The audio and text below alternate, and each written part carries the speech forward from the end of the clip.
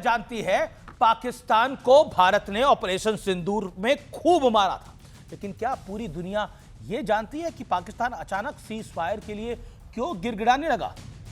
पाकिस्तान जितना पिट चुका था उसी से घबरा गया था। फिर उसने अपने देश पर मंडरा रहे किसी खतरे की आशंका को सूंघ लिया था। भारत के आर्मी चीफ ने मंगलवार को कई बातें कही, लेकिन उनमें से एक बात ने मेरा ध्यान अपनी तरफ जरूर खींचा। मेरे मन में विचार आया कि अगर पाकिस्तान उस दिन गिड़गिड़ाने में थोड़ा विलंब कर देता तो क्या नक्शा एक बार फिर बदलने वाला था? इस हमले की साजिश रचने वालों को उनकी कल्पना से भी बड़ी सजा मिलेगी। सजा मिलकर के रहेगी।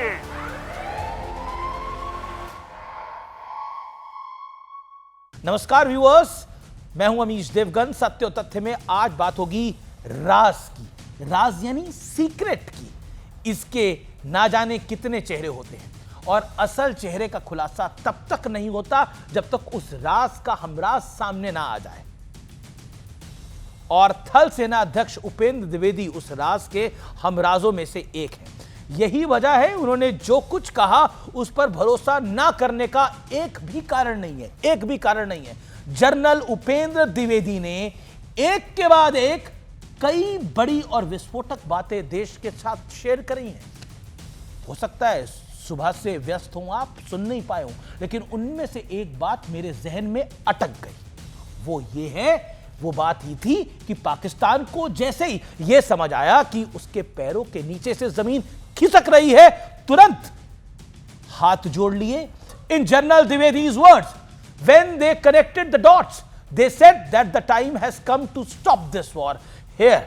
चलिए पूरी बात समझाता हूं आपको। थल सेना अध्यक्ष जनरल उपेंद्र द्विवेदी आर्मी की ईयरली प्रेस कॉन्फ्रेंस को एड्रेस कर रहे थे। उसी प्रेस कॉन्फ्रेंस में उन्होंने बताया, सुनिए क्या बताया। पाकिस्तान में अभी भी 8 टेरर कैंप्स एक्टिव हैं, से 6 एलओसी पर है और 2 इंटरनेशनल बॉर्डर पर, लेकिन ऑपरेशन सिंदूर अभी भी जारी है। यह बड़ी बात है और इसलिए अगर कोई मिस एडवेंचर हुआ तो उसका करारा जवाब मिलेगा। यह हिंदुस्तान की ललकार है। और इसी प्रेस कॉन्फ्रेंस के दौरान जनरल द्विवेदी ने बड़ी इंटरेस्टिंग कहानी सुनाई। उन्होंने कहा 10 मई की सुबह टर्निंग पॉइंट आया। हमारी तीनों सेनाओं को कुछ खास निर्देश दिए गए थे और अगर यह युद्ध और बढ़ता तो क्या करना है। बड़ी बात यह है, जिन्हें उस मैसेज को समझना था वो उसे समझ चुका था, क्योंकि पाकिस्तान सैटेलाइट से हमारे जहाजों और यूनिट्स और विमानों की जानकारी रख रहा था। जनरल द्विवेदी ने कहा जब पाकिस्तान ने सारे डॉट्स को जोड़ा तब उसे समझ आया कि युद्ध को रोकना ही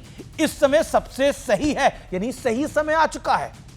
उनके पास सैटेलाइट से एक पूरी खबर थी कि कौन सा शिप, कौन सा स्ट्राइक कोर या पिवट कोर या कौन सा एयरक्राफ्ट कहां मूव कर रहा है। इस सारी खबर को जब उन्होंने, जिसको हम बोलते हैं कनेक्टिंग द डॉट्स, जब उन्होंने डॉट्स कनेक्ट किए तो उन्होंने बोला अभी समय आ गया है इस लड़ाई को यहां पे रोकना।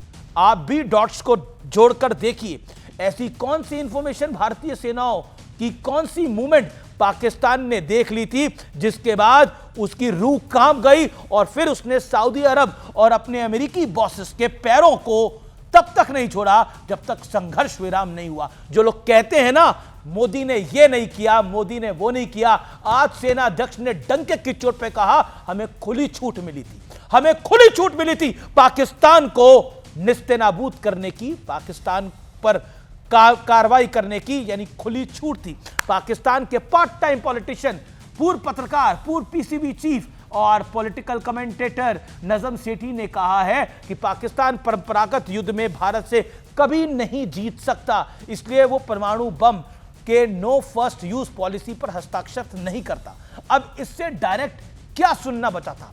पाकिस्तान की दुर्दशा का ऐसा सटीक हाले बयां एक पाकिस्तानी ने ही कर दिया। पता नहीं पृथ्वीराज चौहान, राहुल गांधी, अखिलेश यादव को यह सब शब्द सा सुनाई देगा या नहीं। बहरहाल इन्हें सुनाई दे या नहीं दे, आप जरूर सुने, समझे और भारतीय सेनाओं के पराक्रम की कहानियों का आनंद लीजिए। निश्चित रहिए, भारत सुरक्षित हाथों में है और भारत हमेशा विजय है।